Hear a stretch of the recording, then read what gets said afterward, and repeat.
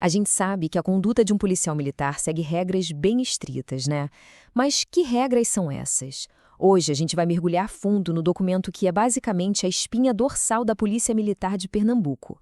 Estou falando do Decreto 22.114, o Código de Ética Profissional deles. Bora entender o que ele exige na prática?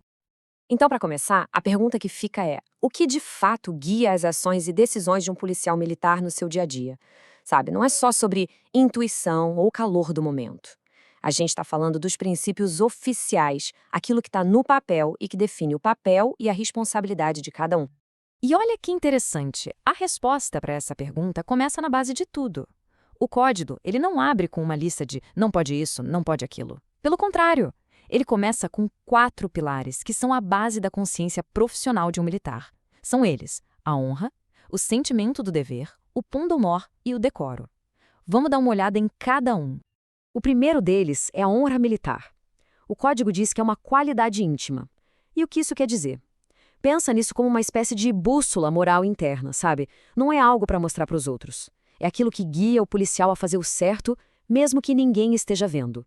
Porque, no fim das contas, a integridade não tem preço. Logo depois, vem o sentimento do dever. E aqui, a palavra mais importante é consciente. Não é sobre seguir ordens de forma cega, de jeito nenhum. É sobre entender de verdade a obrigação de ser justo em cada situação. Se a gente pensar que a honra é a bússola, o sentimento do dever é a ação. É seguir o caminho que essa bússola aponta. O terceiro pilar é o pundonor militar. A palavra pode soar um pouco antiga, né? Mas a ideia por trás é bem direta. É basicamente um senso muito forte de dignidade própria. Significa que cada policial deve agir de um jeito que não só engrandeça a si mesmo, mas toda a corporação. Porque uma ação individual acaba refletindo em todo o grupo. E para fechar esses 4 pilares, temos o decoro da classe. Esse aqui, de certa forma, amarra todos os outros. A base dele é o respeito. Respeito por si, pelos colegas e, claro, pela comunidade que ele serve. É entender que a profissão toda se baseia na confiança e no respeito de mão dupla. Ok, mas aí a gente pode pensar como é que esses pilares, que são meio filosóficos, viram ações de verdade no dia a dia. Bom, a resposta para isso está nos 12 valores militares que o código define. São eles que realmente ditam a moral de um policial na prática. Isso mesmo, são 12 valores no total, e cada um deles mostra uma parte do que se espera de um profissional da segurança pública lá em Pernambuco. Eles estão aqui, organizados para a gente entender melhor. Perceba que existe um equilíbrio. Tem valores que são voltados para a nação, como patriotismo e civismo, outros focados na instituição em si, como hierarquia e disciplina, e o que é fundamental, as virtudes pessoais, tipo coragem e honestidade, que são a base de tudo que o policial faz.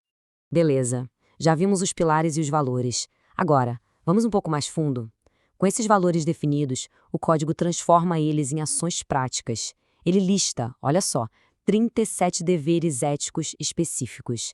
É aqui que a filosofia vira de fato responsabilidade. Para não ficar aqui listando os 37 um por um, a gente pode agrupar eles em 4 grandes áreas. A primeira grande responsabilidade é, claro, servir a comunidade. A segunda é manter a integridade, tanto pessoal quanto profissional. A terceira é o respeito pela instituição e sua hierarquia. E a quarta é cuidar da própria conduta, seja em serviço ou na vida pessoal. E só para a gente ter uma ideia do nível de compromisso que se espera, ouve só isso aqui. De todos os deveres listados, esse talvez seja o mais forte de todos. O código diz que a missão é um ato de abnegação, onde proteger a comunidade vem até mesmo antes da própria segurança. Mas é claro que tanto poder e tanta responsabilidade precisam de limites muito claros. Por isso, o código tem uma parte inteira só para definir o que a gente pode chamar de linhas vermelhas, aquelas coisas que nunca, em hipótese alguma, podem ser cruzadas. E essa parte, aliás, é baseada diretamente no Código de Conduta da ONU. E a diferença aqui é claríssima.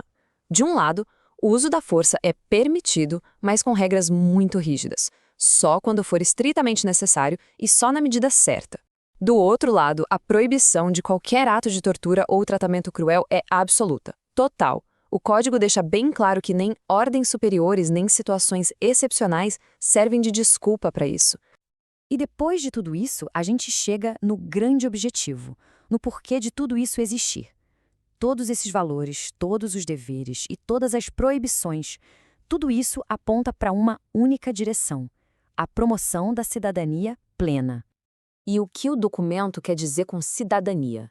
Não é só morar numa cidade, é agir, participar, buscando o bem de todo mundo.